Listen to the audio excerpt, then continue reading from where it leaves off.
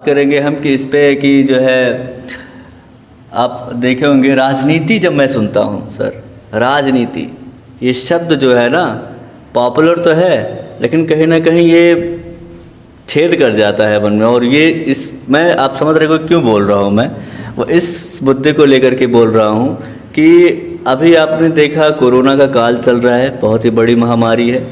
इस पे लोग बड़े बड़े साइंटिस्ट काम कर रहे हैं वैक्सीन बनाने के लिए।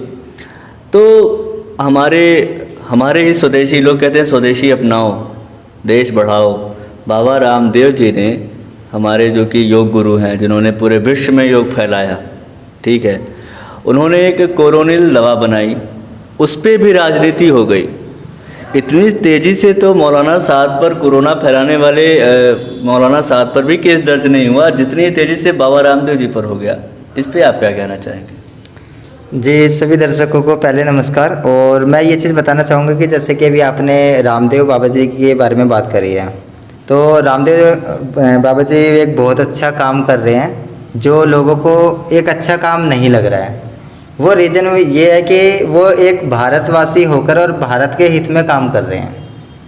अगर आप कभी देख लीजिएगा कि जो अगर हम देश की बुराई करें या देश के गद्दारों के साथ मिलकर काम करें तो विपक्ष, आपने राजनीति का भी नाम दिया है, विपक्ष पार्टियां और भी कई राजनीतिक दल वो हमेशा समर्थन करेंगे। लेकिन अगर आप देश हित के लिए कोई कार्य करेंगे तो उसमें आपको बिल्कुल भी समर्थन नहीं मिलेगा। 2, 4, 5% की मैं कह नहीं सकता, लेकिन जहाँ तक है आपके विपक्ष में लोग खड़े होंगे, आपका समर्थन नहीं करेंगे कभी। नहीं, तो इस बात पे आप कैसे कह सकते हैं कि अभी आपने कहा कि देश हित में काम करेगा तो उस पर समर्थन नहीं मिलेगा? शायद कहीं ना कहीं समर्थन की ही देन है कि एक बाबा रामदेव योग गुरु होते हुए आज 10,000 करोड़ के मालिक हो गए।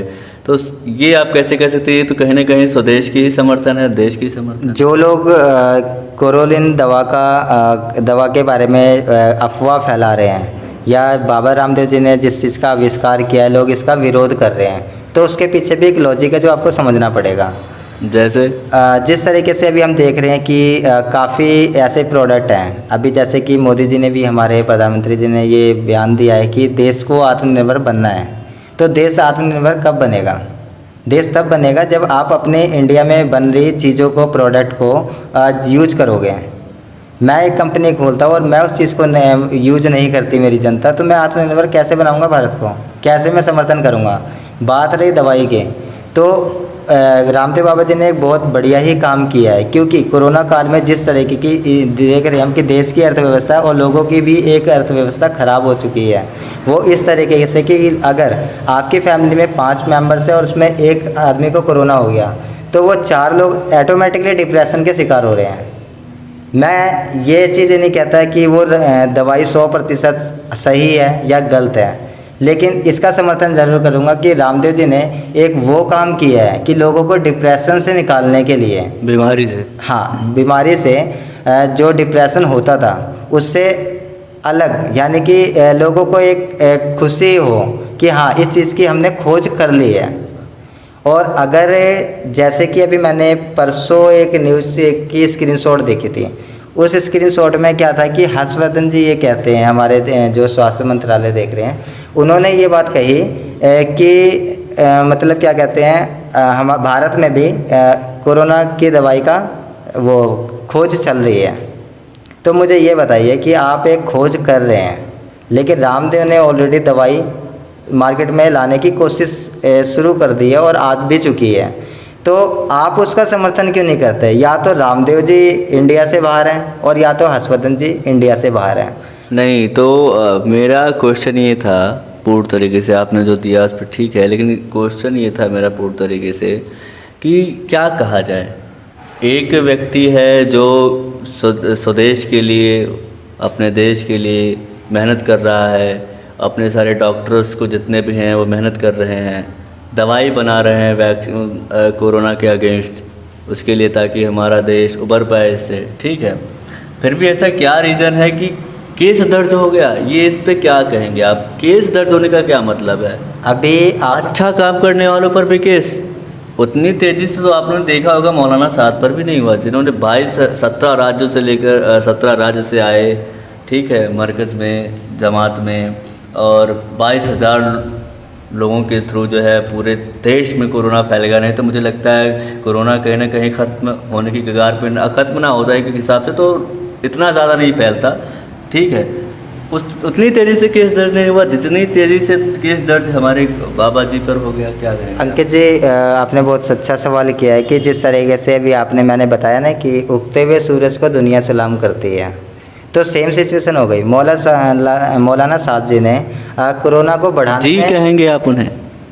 सॉरी, मौलाना साद, पहले वो एक व्यक्ति हैं, जी शब्द उपयोग एक जी तो हम एक जो है रिस्पेक्टिव पर्सन के लिए लगाते हैं जो हमारे लिए, हमारे हित के लिए, अपने देश के लिए काम करे। वो तो पूरा भारत का हर एक व्यक्ति रिस्पेक्टेड होता है, उसको इज्जत देना पहले है। हम उसके कर्मों से उसे जानते हैं, उसके नाम से नहीं जानते। पहले वो एक तो मौलाना साहब क्या है, वो अच्छे कर्म किए हैं। पहले एक वो व्यक्ति हैं, हाँ, आपने जी शब्द का करा है, ठीक है, वो मेरे संस्कारों में हाँ, है। ठीक। कर्म उनके हैं जो आप उन्हें जी नहीं कह रहे हो। नहीं तो फिर लेकिन- भी ये बताइए कि ठीक है, अच्छे आप कर्म वालों को ही अच्छा कहा जाता है, बुरे कर्म वालों को लोग बुरा ही कहते हैं। जी, कर्म के अकॉर्डिंग इंसान की पहचान होती है, ठीक है। तो आप क्या उन्हें जी कहेंगे? मतलब आप ये बताएं, आप उन्हें जी कहेंगे? आप मानते हैं कि उन्होंने अच्छा काम किया था? इससे पहले इससे आप उनको मौलाना साहब जी आपको बता देता हूँ। देखो, किसी के कैरेक्टर पर हम उंगली इसलिए नहीं उठा सकते हैं। आज कोरोना को बढ़ाने में अगर उन्होंने अपनी पूरी जान मान एक साथ लगा दी है, जान लगा दी है उस पर कि हाँ मुझे कोरोना को देश में बढ़ाना है, ठीक है, और लोगों को बीमार करना है, तो ये जी शब्द हटना चाहिए। लेकिन तो आपने क्यों लगाया जी? लेकिन इससे पहले उनका व्यक्तिगत रिकॉर्ड क्या है वो ना मैं जानता हूँ ना आप जानते वो हैं। जानने की ज़रूरत मुझे लगता है नहीं है, क्योंकि ऐसा केस जिससे लोग दुनिया उभरनी चाह रही है और वो व्यक्ति दुनिया में से लोगों को परेशान करना चाह रहे हैं, तो इससे क्या हमको उनके व्यक्तिगत रिकॉर्ड जानना क्यों ज़रूरी? अगर आप ऐसी बात कर रहे हैं तो जैसे कि अभी हमारे देश के प्रधानमंत्री जी नरेंद्र मोदी जी, आप इनके व्यक्तिगत के बारे में बोलेंगे तो जब ये सत्ता में पीएम नहीं थे तो आप ट्रैक चेंज कर रहे हैं। मैं बता देता हूँ, पहले आप क्लियर कर सुनिए। उस टाइम भी कुछ ऐसे विपक्ष के लोग थे जो उन्हें जी नहीं कहते थे, और आज भी अभी अगर मान लो इन फ्यूचर पीएम नहीं बनते हैं तो भी इन्हें लोग जो इनसे मतलब इस तरीके से अगर ये अपने पद पे नहीं है तो भी लोग इन्हें जी बोलेंगे। सर आप ट्रैक चेंज कर दिए। ट्रैक हमने नहीं। बोला कि हमने आपसे क्वेश्चन किया कि पीएम मोदी की बात छोड़ दीजिए, वो तो देश का भार कंधों पर है, पूरे देश का भार उनके कंधों पर वो चला रहे हैं, और इस समय उबारने की कोशिश कर रहे हैं। लॉकडाउन किया और फ्री में जो है लोगों को, गरीबों को राशन बंटवाया, जितना भी कर सकते थे किया, और देशवासियों ने साथ दिया।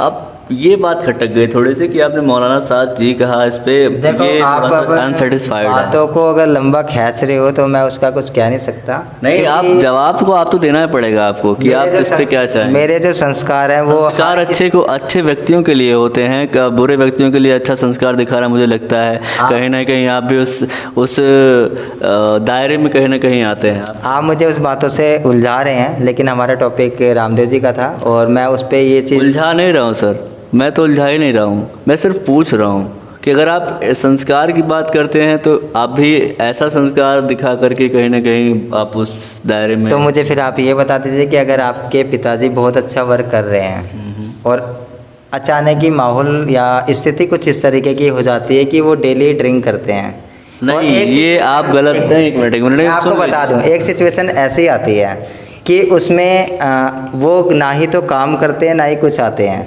तो क्या आप उनकी बेइज्जती करेंगे?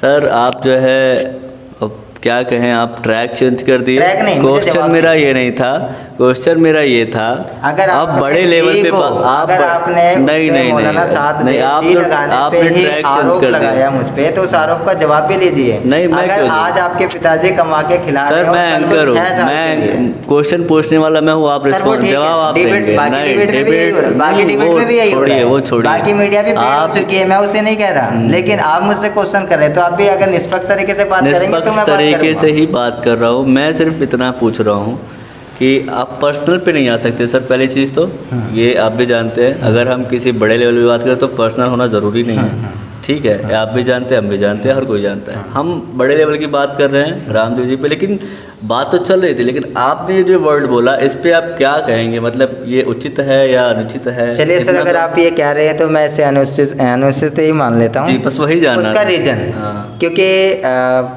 ना ही मैं तो आपको दोष दूंगा और ना ही अपने संस्कारों को, हाँ। और ना ही मैं इस चैनल्स के माध्यम से ये दर्शाना चाहता हूँ कि हम एक टीआरपी के लिए काम कर रहे हैं। बिल्कुल बिल्कुल। ठीक है। ठीक है। क्योंकि बाकी मीडियाज़ के लिए जैसे हम नहीं हैं, ना तो हमें पैसे चाहिए और ना ही तो हमें ज़रूरत है, लेकिन हमें देश के भविष्य के लिए युवाओं को और लोगों तक जो संदेश पहुंचाना है, हमें उस पर ज़्यादा ध्यान देना चाहिए। तो आप ये, ठीक है, अच्छी बात है, आप की उंगली एक बार बार बार मीडिया पे उठ रही है, तो इस पे क्या कहेंगे? क्योंकि इस समय हम देख रहे हैं न्यूज़ चैनलों पे, मीडिया पे इसका विरोध भी हो रहा है कि हाँ, बाबा रामदेव जी ने जो बनाया इस पे बैन हो गया, केस दर्ज हो गया, तो इस विषय पे क्या कहेंगे? सर चूँकि हम देखिए, कोई मेरा कोई इंटेंशन नहीं है पूछने का, बस आपके जो एक रिपीटेड वर्ड है मीडिया मीडिया, तो उस पर हम थोड़ा सा क्वेश्चन है आपसे जानना चाहेंगे इसके बारे में। मैं आपको बता दूं कि रामदेव जी जो काम कर रहे हैं बहुत अच्छा काम कर रहे हैं, और बीमारी की दवाई अगर वो निकाल रहे हैं, उन्होंने किसी भी दवाई का अगर एक आविष्कार किया है, तो हमें देखो, पहली चीज़ है कि रामदेव जी ने दवाई बनाई है। उन्होंने, अंकित जी मैं आपसे बोलूँगा, उन्होंने आपके पास आके ये नहीं बोला कि आप मेरी दवाई खरीद लो। जी बिल्कुल। ठीक है। अगर आप उसका विरोध करते हो, अभी भी फ़िलहाल में यही हो रहा है, अगर चीन के सामान का विरोध हो रहा है, जो चीनी आइटम को पसंद करते हैं वो ऑटोमेटिकली खरीद रहे हैं।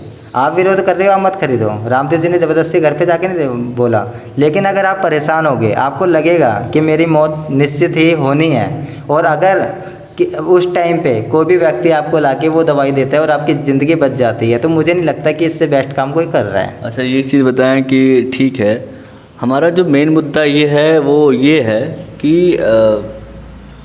इतना अच्छा काम किया, उन्होंने अप्रूव भी कराया था कि हाँ, मैंने 100 लोगों पे जो है इस पे कोरोना पॉजिटिव जो थे उस पर रिसर्च किया, उस पर उन्होंने दवाई को चलाया, और उसमें करीब से करीब 67 से 70%, ठीक है, नेगेटिव हुए, ये उनका कहना है।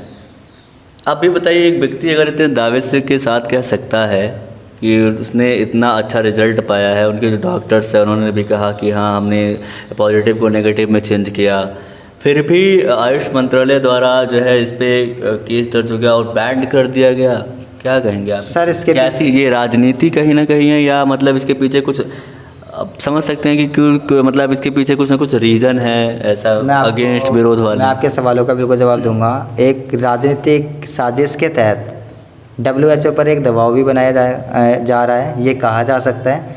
दूसरी चीज़ है कि पतंजलि की ओर से हो सकता है कि जिस तरीके से हिंदुस्तान लीवर्स करके कंपनियां हैं, और काफ़ी ऐसी कंपनियां जो प्रोडक्ट बना रही है, विदेशी कंपनियां भी हैं काफ़ी इस तरीके से जो माल सप्लाई कर रही हैं, उनसे अच्छा खासा मुनाफा होता है गवर्नमेंट को।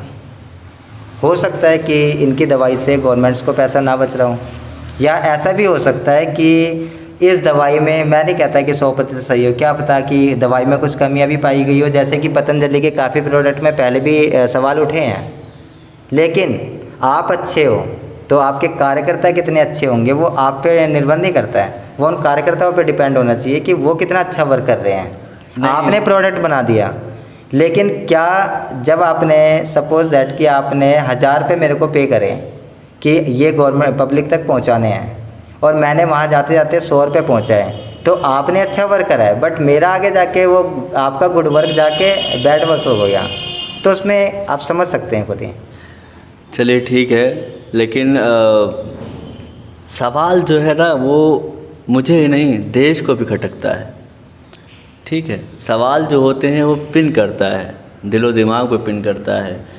और अगेंस्ट पार्टियां जो है वो तो ये भी कहती हैं कि बाबा रामदेव तो बीजेपी के ही हैं, फिर भी ऐसा कैसे हो गया? आप इस पे क्या कहना चाहेंगे? वो उनका व्यक्तिगत मामला है। नहीं, जो और भी विरोधी पार्टियां हैं वो तो कहते हैं कि भैया ये पतंजलि तो बीजेपी की है। हालांकि इससे मैं सहमत नहीं हूँ। अगर कोई व्यक्ति बढ़ रहा है तो हालांकि लोग उसका विरोध करेंगे, लेकिन इतना भी क्या विरोध करना कि अगर कोई अच्छा काम करे तो उस पर केस दर्ज इतनी तेज़ी से, और कोई जिसने फैला के चला गया उसको अभी तक गिरफ्तार नहीं कर पाए और उस पर उतना ज़्यादा एक्शन नहीं लिया गया, और जिसने अच्छा काम किया उस पर तुरंत एक्शन ले लिया गया। मैं ये मेरा पॉइंट। इसका बिल्कुल जवाब दूंगा कि आप ये बताइए कि बीजेपी गवर्नमेंट क्या 70 सालों से चलती आ रही है? नहीं, वो तो अभी 10 सालों से। इससे पहले क्या टाटा अंबानी या पतंजलि कंपनियां नहीं थी? हाँ, तो फिर आप ये कैसे कह सकते हैं कि रामदेव जी बीजेपी सपोर्ट हैं? नहीं, ये मैं नहीं कह रहा। ये राजनीतिक पार्टियां जो विरोधी पार्टियां हैं, मैं सवाल पूछ रहा हूं। विपक्ष जो भी आरोप लगा रही है, विपक्ष का काम ही है आरोप प्रत्यारोप करना। क्योंकि ठीक है कि सत्ता में जो सरकार है, बिजनेसमैन और ऑटोमेटिकली उससे अटैच में रहता है। इससे पहले कांग्रेस रही थी, तो कांग्रेस के टाइम में क्या बाबा रामदेव का जन्म नहीं हुआ था? या कांग्रेस के टाइम पे टाटा और अंबानी नहीं थे ना, बिजनेस कर रहे थे ना। ठीक है, मोदी जी प्रधानमंत्री हैं, हो सके उनका व्यक्तिगत स्वभाव बहुत अच्छा हो, उनकी भावनाएं बहुत अच्छी हो, जिससे रामदेव जी को कोई प्रेरित हुए हों और उनसे जुड़े हों और उनकी बातों को करते हों। लेकिन हम उन्हें भी अभी भी रामदेव जी को भी सपोर्टर नहीं कह सकते, क्योंकि वो एक बिज़नेस से पहले कर रहे हैं। तो पहले अभी इसमें भी देखो, लोगों को आरोप लगाने का भी उसमें एक कहा जाए ना, बातों का बतंगड़ बनाना आसान होता है, उसमें भी है। एक बाबा शब्द ऐसा है जो निस्वार्थ भाव से सेवा करता है, बट सेकंड पार्ट में आ जाता है बिजनेस। तो लोगों को क्या लगता है कि आपको क्या लगता है कि मतलब बाबा जो हैं निस्वार्थ भाव से बिल्कुल काम? मैं आपको जवाब देता हूँ। इसमें लोगों को डिफाइन करना ज़रूरी है, क्योंकि बाबा रामदेव को लोगों को ये लगता है कि आगे नाम के आगे बाबा लगा लिया, उसके बाद इन्होंने बिजनेस शुरू करा। तो बाबा जो बात है, नाम है, वो अलग है, लेकिन बिजनेस की कहानी अलग है। देखिए, आप एक बाबा हैं, मैं कहता हूँ रामदेव जी एक बाबा हैं, लेकिन गृहस्थी चलाने के लिए या देश को चलाने के लिए अगर वो अपना सहयोग दे रहे हैं, चाहे एक बिजनेस के तरीके से, आप खर्च तभी करेंगे जब आप पे इनकम होगी। ठीक है, तो सेम सारा प्रोसेस वही है। ठीक है, उन्हें कुछ लोग जो विरोध कर रहे हैं वो बिजनेसमैन के हिसाब से देख रहे हैं, और जो सपोर्टर है वो हो सके बाबा के उसमें से देख रहे हैं, नज़रिए से। क्योंकि उसका मेन वजह ये है कि बाबा रामदेव एक ऐसे इंसान है, अगर आप कभी उनका इतिहास पढ़ा होगा, बाबा रामदेव जी ने इनके शायद पूरी बॉडी पे लकवा कुछ ऐसी बीमारी होती है जो इन्हें हुई थी, बट योगा के दम पे ये एक स्टेबल व्यक्ति है। और काफ़ी ऐसे जो बॉडी बिल्डर होते हैं, अपने आप को कहते हैं मैं बहुत बड़ा पहलवान हूँ, कई शो में उन्हें भी उठा के पटका हुआ है। तो वो एक उनकी अंदरूनी इच्छा है कि मुझे क्या करना है, अपनी बॉडी को मेंटेन कैसे रखना है। आपको योगा अच्छा लग रहा है तो आप करो ना, अगर आपको अच्छा नहीं लगता तो मत करो। बाबा रामदेव ने दवाई बनाई, अच्छा लगती हो तो लो, नहीं तो ज़बरदस्ती नहीं है। बाबा रामदेव सबके घर में बेचने नहीं जा रहे, परचून की दुकान नहीं खोली। क्या कहा जाए कि मतलब लास्ट क्वेश्चन मेरा ये है आपसे, इसके बाद से मैं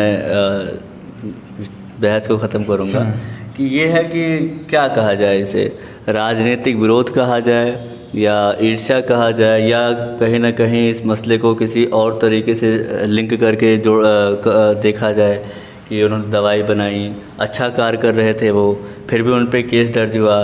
तो क्या ये नहीं लगता आपको कि इसको बंद होना चाहिए और ऐसी घटनाएं नहीं होनी चाहिए जो विरोधी पार्टियां ही मान लीजिए अगर कर रही हों, तो ये नहीं होना चाहिए। आयुष मंत्रालय जो कि अप्रूव करती है, उसने भी तत्काल रूप में उसको संज्ञान में लेकर के उसको बैन कर दिया, केस दर्ज हो गया उनके ऊपर। तो क्या मतलब आपकी क्या राय है इस पर कि ये होना चाहिए नहीं होना चाहिए? देखिए, मैं अगर कायदे न कानून की बात करूं तो सबसे पहले कि ठीक है, मैंने कोई चीज़ों का आविष्कार करा, मुझे बहुत अच्छी लगी, मुझे पता है इसका 100% बेनिफिट है। कुछ लोगों में एक तसल्ली नाम की चीज़ होती है जो शायद बाबा रामदेव में नहीं थी। ठीक है, आप तसल्ली जैसे कि एक ना सिस्टम होता है कि अगर मैंने कुछ भी चीज़ का आविष्कार किया, मुझे बनाई है, तो वो गवर्नमेंट से मुझे अप्रूवल लेना पड़ता है, सिस्टमेटिक सारी चीज़ें डॉक्यूमेंट फॉर्मेलिटीज होती है। लेकिन मुझे देश की सेवा करनी है, जो कि बाबा रामदेव की थी। उनके मन में ये था कि मुझे बिजनेस नहीं करना, मुझे देश की सेवा करनी है। तो हो सके उनसे वो तसल्ली ना रही हो, उन्होंने सोचा पहले मैं मार्केट में प्रोडक्ट लेके आऊँगा, क्योंकि मैं तो सेटिस्फाई हूँ ना। सेटिस्फाई कौन नहीं है? डिपार्टमेंट नहीं है। लेकिन मुझे पता है अगर मैं चीज़ों में अपनी चीज़ें बनाई हुई में 100% सेटिस्फाई हूँ, तो ऑटोमेटिकली वो सेटिस्फाई हो जाएंगे। क्या नहीं? तो मेरा क्वेश्चन है कि क्या इस मंत्रालय को ये करना चाहिए था या नहीं?